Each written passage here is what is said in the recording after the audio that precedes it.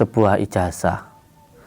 Apabila panjenengan didolimi oleh orang dan sampeyan itu pengen segera mendapatkan keadilan tanpa panjenengan harus membalas kedoliman, ini namanya sumpah kebumian. Jadi bukan hanya sumpah pocong, ada juga yang namanya sumpah kebumian. Bagaimana caranya? Nah, caranya begini. Yang pertama, jadi ketika panjenengan ya didolimi oleh seseorang, lalu panjenengan pengen cepat mendapatkan keadilan atau orang itu cepat mendapatkan karma dari apa yang dia lakukan, kunci yang pertama ilmu ini adalah kaki harus menapak di tanah. Bahasa Jawanya itu nyeker. Nah, seperti ini posisinya.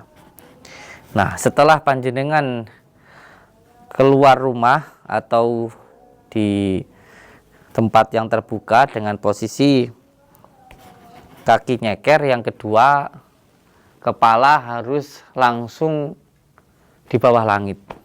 Jadi ilmu ini adalah ilmu sumpah bumi, yang di mana orang yang mendolimi kita akan mendapatkan laknatnya Allah dengan cepat, dengan wasilah tanah. Jadi ketika orang itu, selama orang itu masih menginjak tanah atau orang itu masih hidup, maka orang itu hidupnya akan sengsara. Yang kedua, langsung di bawah langit. Jadi selama orang itu masih ada di kolong bumi, masih ada di bawah langit, maka orang itu akan cepat mendapatkan keadilan atau kalau saya hidayah dari Allah. Seperti itu. Yang kedua, setelah yang pertama kaki kita langsung menginjak ke tanah, yang kedua kita langsung di bawah langit. Terus setelah itu kaki kita yang kiri ini gedrukan ke bumi dengan membaca doanya. Ibu bumi, Bopo langit, saya sebutkan nama panjenengan, tidak ridho, tidak ikhlas dengan apa yang dilakukan orang itu terhadap saya, dan saya meminta keadilan-Mu ya Allah. Setelah itu majukan kaki kanan, baca sumum bukmun ngumyun fahum layar jimun, gedrukan ke tanah 3 kali. Setelah itu panjenengan duduk sila. Posisi sila tangannya harus menyamping ya. Jadi begini. Ini harus begini. Karena apa? Karena sebenarnya otak kita sebelah kanan itu mengatur tubuh sebelah kiri.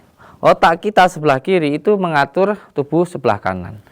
Nah, kalau di dalam ilmu sufi itu begini, tasawuf itu begini, silang begini.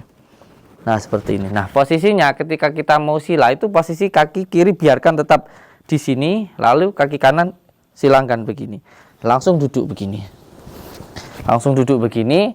Setelah itu panjenengan letakkan ini yang tangan kiri ini di dada sebelah sini, lalu yang kanan di sini. Nah, diam seperti ini. Ini namanya wukuf, wawu. Nah, seperti ini. Lalu panjenengan satukan antara pikiran, perkataan dan perasaan. Di situ sampean cukup duduk tenang dan sampean rasakan keluar masuk nafas dengan zikir hu Allah, hu Allah, hu Allah.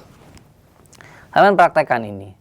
Tidak sampai 41 hari, orang yang mendolimi kita pasti akan ada sesuatu hal yang akan terjadi. Ini amalan ini pernah saya amalkan ketika saya dulu sempat dikatakan penipu dan sebagainya, dan ternyata alhamdulillah orang-orang yang dulu mendolimi saya banyak yang, bahkan ada yang ya saya nggak mau ngomong lah seperti itu, tapi alhamdulillah yang lebih bagus lagi orang-orang yang dulu, mohon maaf seperti Pak Rete ya, dulu yang pernah musuhin saya, akhirnya alhamdulillah sekarang ya baik dengan saya. Dan bahkan ada seseorang yang dulu pernah menebarkan fitnah kebencian dan juga menuduh saya melakukan ini dan itu, sampai akhirnya juga pernah gantian dihujat ya, dihujat oleh saudara kita yang ada di Kalimantan, karena orang itu sampai tembus di anggota DPR dulu itu,